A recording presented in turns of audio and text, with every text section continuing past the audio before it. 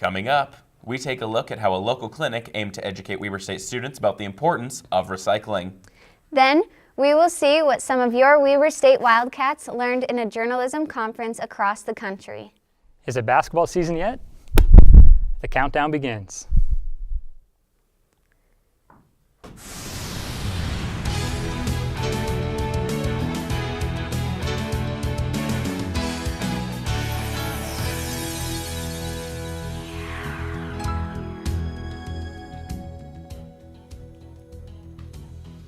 What does a church do when trying to reach out without seeming like they're recruiting? Refuge Church in Ogden hosted a community worldview discussion last Thursday in hopes of reaching a larger audience in a way that wouldn't feel pressuring. Weber State News spoke with Micah Garbarino to get the story. Third community worldview discussion, that's kind of what we call them. It's really an opportunity for people who aren't used to church or kind of are scared of coming on Sundays. Give them a front door to the church. To come in, see what we're about, but also to have a discussion, a back and forth Q&A. You know, we're not afraid of what we believe. We hope nobody else is afraid of what they believe, and just be able to have a discussion, maybe even disagreement, but in an area where we can just kind of come together and talk about what we believe.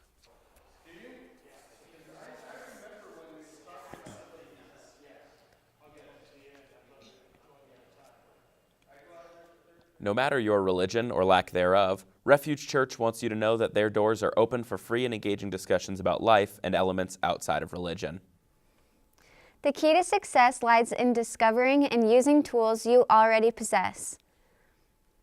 This was the message from Steel Concepts CEO Eli Willis in the latest of Weber State University's Ralph Nye Lecture Series.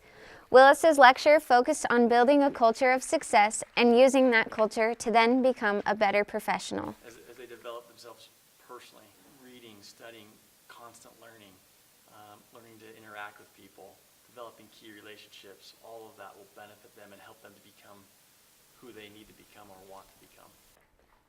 The Ralph Nye Lecture Series will continue with guest speaker Mark Russell, President and CEO of Worthington Industries, on October 11th at 12 p.m. Willis says he hopes anyone who attended his lecture remembers to think of the big picture. Develop yourself first and everything else will follow. The Walk of No Shame took place in downtown Salt Lake on September 22nd at Washington Square, where people came together to march for justice towards the state capitol. The message behind the walk was men and women are empowered to speak out and will no longer stay silent or hidden in the shadows of perpetrators. Over the past year, there have been many cases of sexual misconduct, sexual assault, and rape cases, and these victims have had the courage to speak out against their assaulter. Sadly, these acts have been happening for quite some time now, and many people are still afraid to speak out and let their voices be heard. There was an overwhelming sense of passion from the small but energetic crowd that came out today to stand up for themselves or a loved one. Men and women came together to fight for a cause that is so degrading and life-threatening, a cause that needs to come to an end.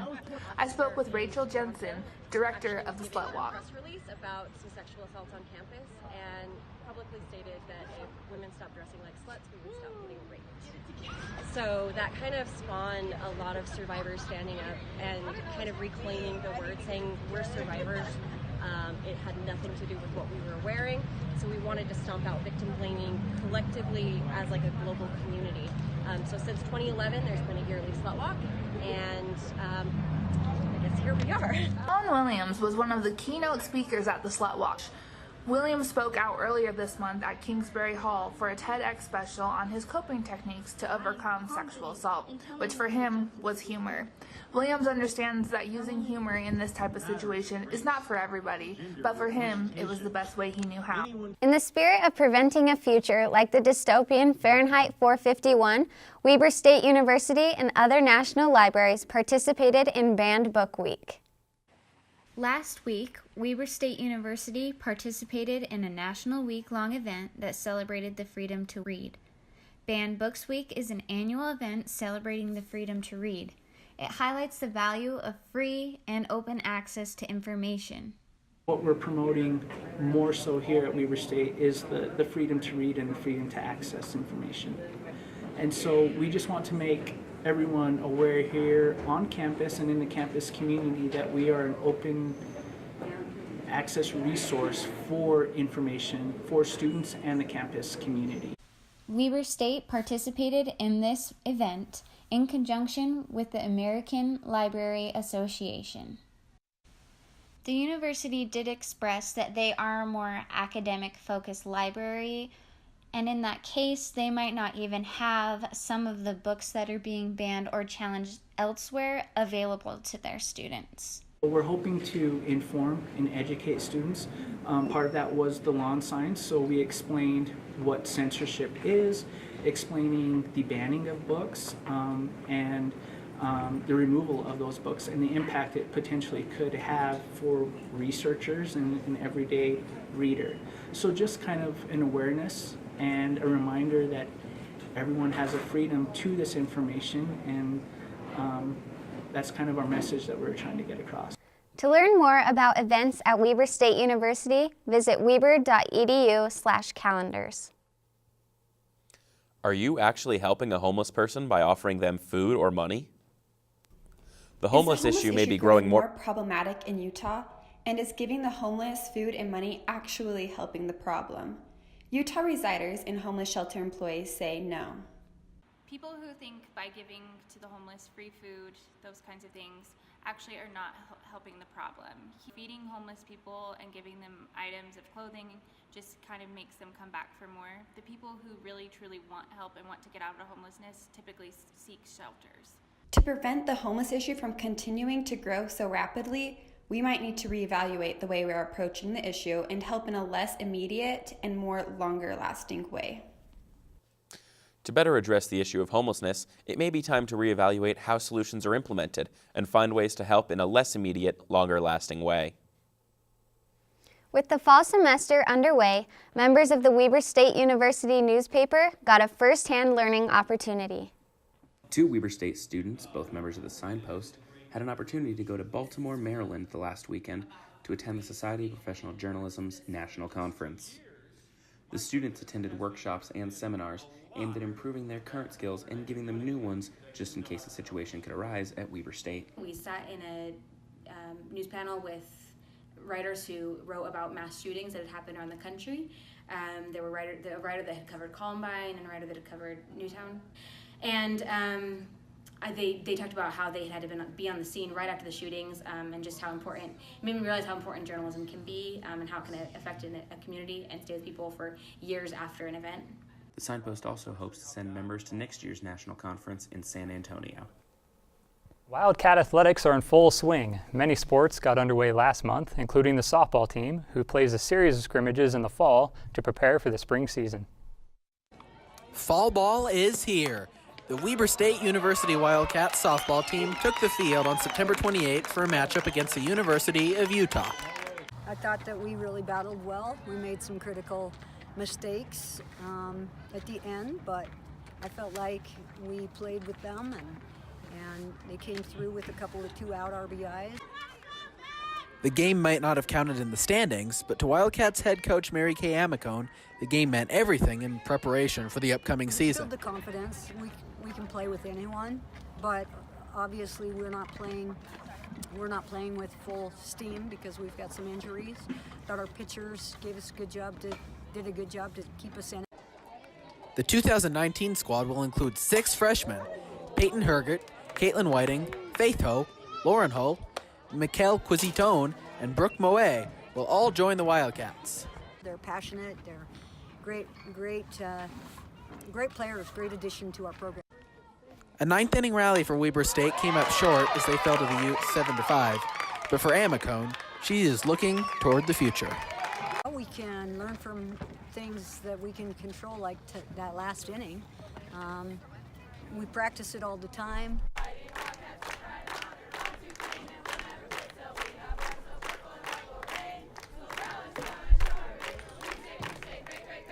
The Wildcats will next take on in-state rival Utah State University on October 6th.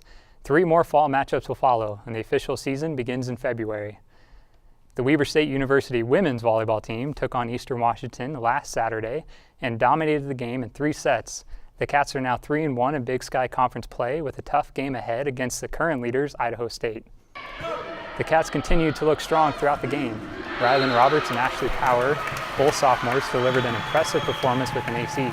Andy Hale was the only senior on the team with a kill. Helena Corey, a junior, finished with 10 digs and 3 assists. As long as we come with the right passion and purpose and effort, that we can always get better and we can always improve. So. The alumni team was recognized during set 2 and 3. Former athlete Tamiris Cavalcanti and Helena Corey share a uniquely similar history. Both athletes were born and raised in Rio de Janeiro, and both played as a libero.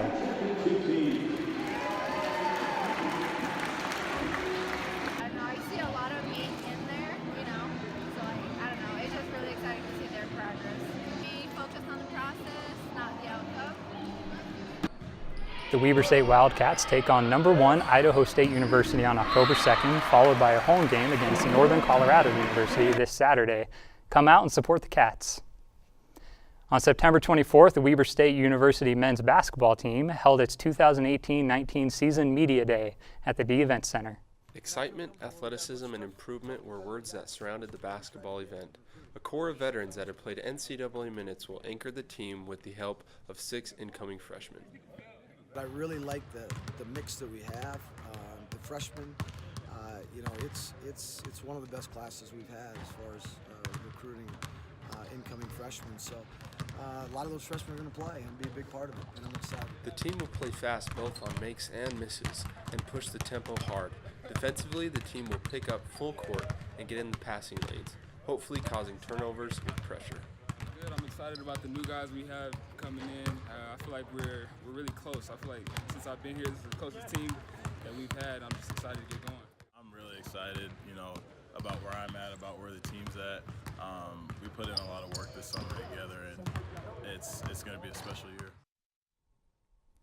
The Wildcats tip off the season with an exhibition game on November 1st against Chadron State at the D Event Center at 7 p.m. Intramural sports are a great way for Weber State students to stay active and involved. I met with Whitney Batchelor to learn more. Many Weber State students are unaware of intramural sports and the benefits they hold, like staying active, being competitive in a sport, and meeting new people. I met up with Assistant Sports Coordinator here at Weber State, Whitney Batchelor, to discuss more. It's a way to play recreational sports on campus. We have some leagues that are a little more competitive than others, but if you're interested in all sorts of sports, we offer them people play flag football, where that's just something they can still be a part of, and then we have other ones where it's we played human hunger hippos. So there's different levels of competitiveness with it, but it's just we have all these different leagues, trying to get the broad spectrum of every kind of sport we can offer. Batchelor added that intramural sports are a great way to stay active and to build relationships among fellow students. Because a lot of people probably played high school sports and they still have that competitiveness, so it's a way to still be active and be a part of a team. I like playing sports, and it also gives me something else to do. I have something to look forward to, and to go work out and keep myself in shape. So we do offer free agents to sign up. You find the league that you want to be a part of. A lot of other teams usually can see that, and then they can pick you up. I think it's just another great way to get involved on campus and to stay active as well. So it's just sometimes it's a good break for maybe you're studying at night, and just to go have some fun. If you're looking to play competitive basketball, or maybe you just want to participate in Hungry Hunger Hippos, Weber State's intramural sports may be for you. From Weber State News, I'm John Keeper. If you are interested in signing up for intramural sports, that can be done through IM Leagues or directly through the campus recreational office. The Weber State women's lacrosse team is fired up and ready to start their second season on campus.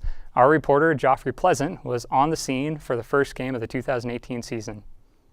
As you can see behind me, the Weber State women's lacrosse team is getting ready to kick their 2018 season off. Who better to get the season started off against other than the Utah State Aggies? These young Wildcats teams struggled to get anything going offensively, which ultimately resulted in a loss in their season opener. However, obstacles are expected, seeing as this is just their second season together as a team.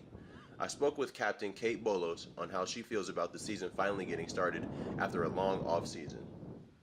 So I'm really excited for this season to start. So we started last year.